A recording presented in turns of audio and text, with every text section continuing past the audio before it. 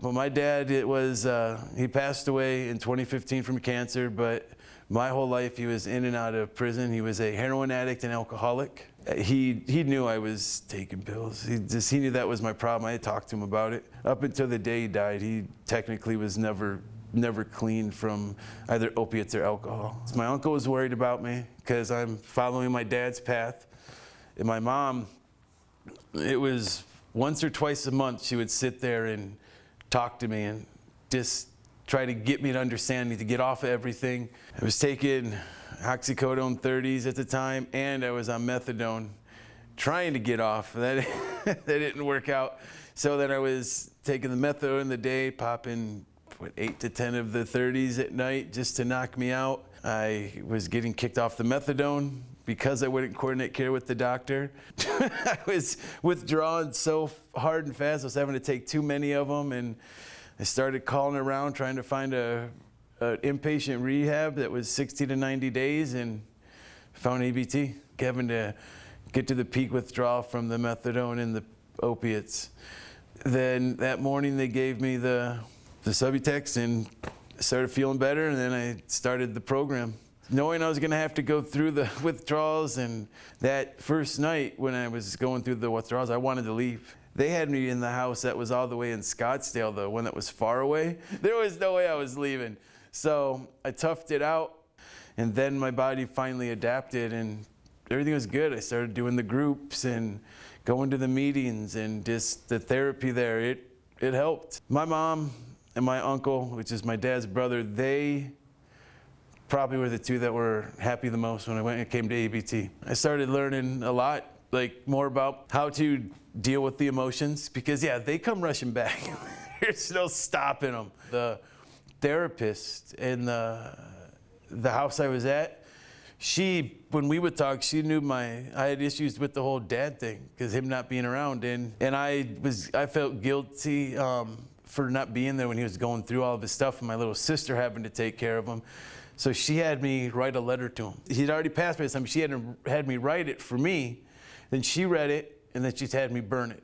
I broke down crying the whole time I wrote the letter, but in the long run, it was probably one of the best things I could have done, because it was the start for me to start getting through all that. Then the therapist I had when I went to the RC and started coming to the office, and when I left here, I was feeling better. I mean, I was off of all the stuff for 2 months, didn't think I could even do that. And then, yes, meeting the people here, realizing that what I'm going through I'm not the only one going through it. I did not laugh as hard as I laughed when I was in here. Things are funnier for some reason. I mean, you think when you're high, oh, that was funny, but no, that's the most I've laughed that hard from probably being a kid. It was ridiculous. I literally almost fell on the ground a couple times because I couldn't stop laughing. I started crying because I was laughing so hard.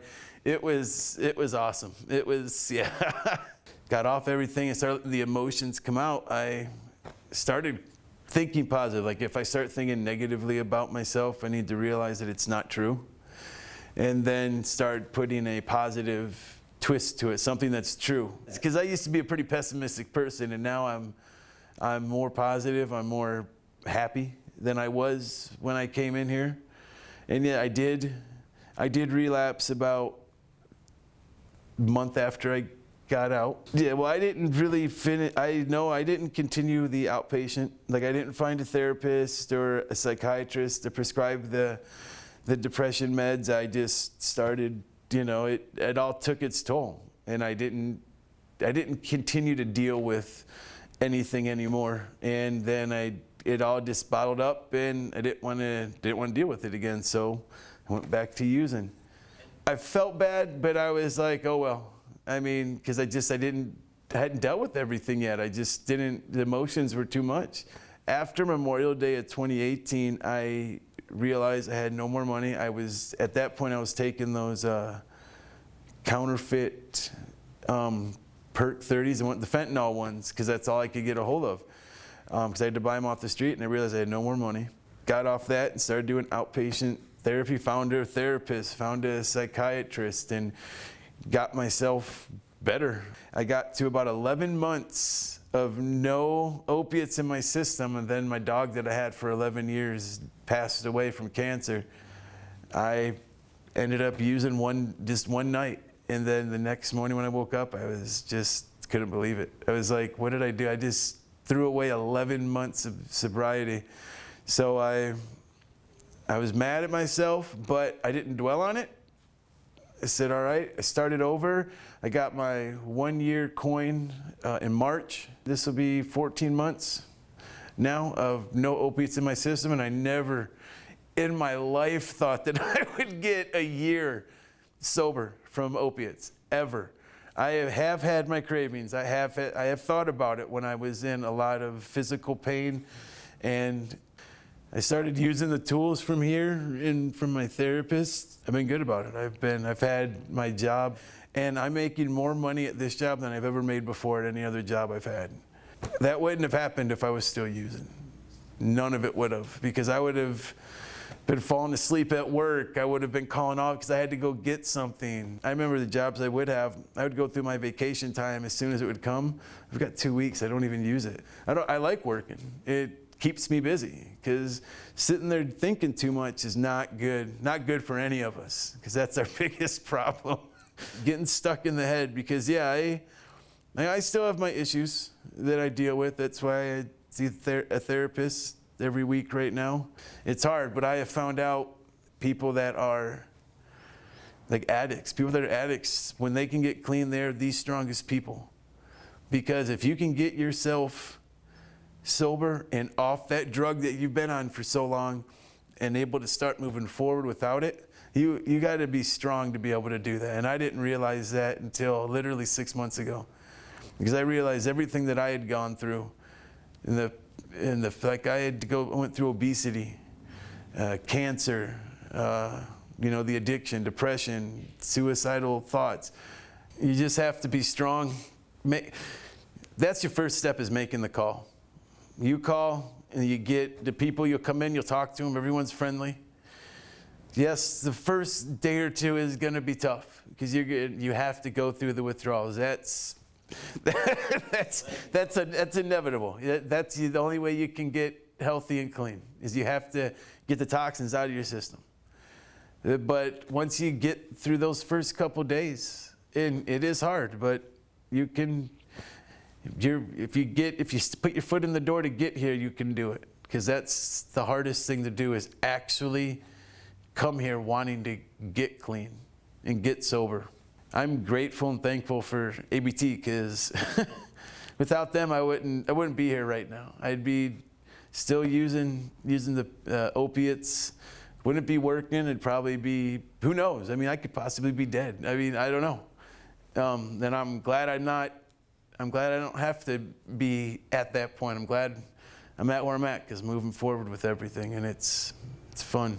I'm having a good time. I'm learning more about myself than I ever would have using. I have plans. I'm at my job now, but I want to go back to school. Right now I'm debating on going, if I want to do a certificate, because that's 2 years for like an x-ray tech, or if I really want to buckle down and go to school to be a PA. I would have never thought about going to school for something like that, being high all the time. Like, you have to have a clear mind to go through all of that, to go through those courses. So, but I need to wait till schools come back, because I want to talk to counselors about both. I want to do my due diligence and research on them before I get into it, because I can't go in, get into one halfway and decide I don't want to do it and back out. I need to choose one or the other. Being able to actually think, and if you read something or you go do something, you remember the whole thing. You don't just remember bits and pieces of anything. It's nice.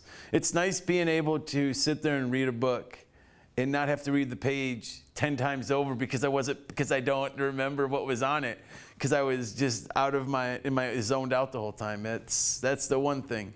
It's an everyday thing. There is no taking a couple of days off of, having to keep yourself away from those people and drugs. You have to constantly be vigilant on who you're hanging around and be mindful of the triggers. I don't know, in my case, I I try to look at when I get curveballs or bad things happen, it's just a test. And I need to do the right thing so I can get past it so it doesn't keep happening again.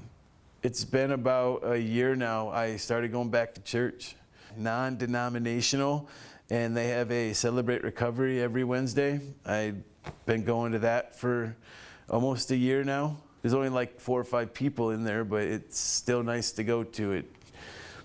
Just being around people that understand what you're going through, that you can sit there and talk to. I believe more in God now than I did when I was constantly using.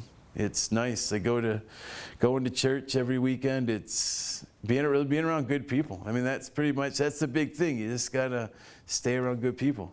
What I've done is I've thrown like, oh man, I've got a meeting to go to. Like I throw out there that I'm sober, and it gets to them that, oh, he's not doing this stuff anymore. And they might call you a few more times, but that's always what I'm using.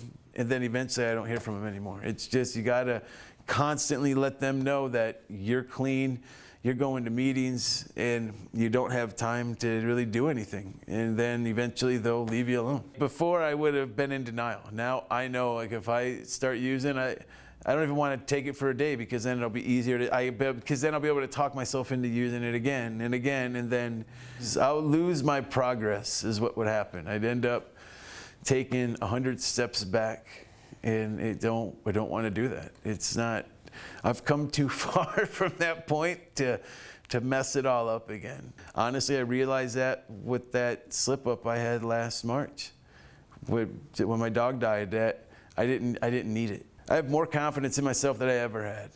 But I found this paper, and from what I remembered about it is everybody you had to write something good about that person on that paper, and I actually found one of them.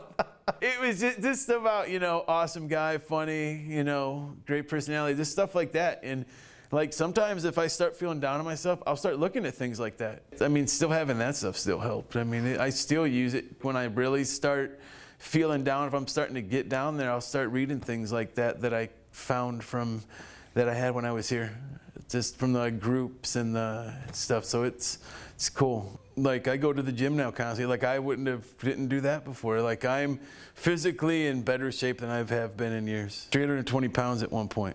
And that was in the middle of my addiction. I started changing my eating habits a little. So I dropped, I think 40 pounds. So I was down to 280. I came in here at 270. And then now I'm at 241. Yeah, 241. And I wouldn't have lost that other 30 to 40 pounds if I wouldn't have been clean, because you're still using, you're not gonna care what you eat, and you're gonna be lazy. And because I was sitting around, I didn't want to do nothing. Just wanted to get high, and that's it. That's the big thing, is realizing you can't just sit there and watch TV like all day, because you will start thinking start thinking negatively. I'm lucky because I've got my church is still doing theirs, so that's cool. But yeah, I just don't see how the online stuff would even, I mean, you just got to be strong. Communication, you got to find someone that you can talk to, that you trust, that will help you through it. That's the biggest thing. And I have that now. Like I have multiple people. Like if I'm in a position I can, that I'm feeling that down, I have people I can call and talk to that will help get me out of it. And the cool thing is, some of them have been clean for 4 years. Other ones have never used before, but they're good people. I have a mentor now. My mom's, the company my mom works for, her boss, he's the owner. He is mentoring me. So right now it's been my eating, working on me eating better. Like I send him a food log every day, and then we're gonna start working on my finances. Like he's trying to help me better myself all around. And this wouldn't even have been a possibility if I was still using. The reason he chose, and he told her that he would do that, and that's because he saw me actually working on being sober. You have to put the work in, but it's satisfying once you start seeing the results of all the hard work you put in from that point on. And you go back, you go look at a year later and see where you're at, you'd be surprised. I even have had people tell me the difference. Like, I'm not the same person that they had met, you know, when I was in the addiction, and then they see me now, they said that it's like two different people. It's awesome. You have to be a strong person to get through any of that. So anyone that comes in decides to come in here to get themselves better, they're one of the strongest people. And it's hard, but if you push yourself through it, that shows how strong of a person you are.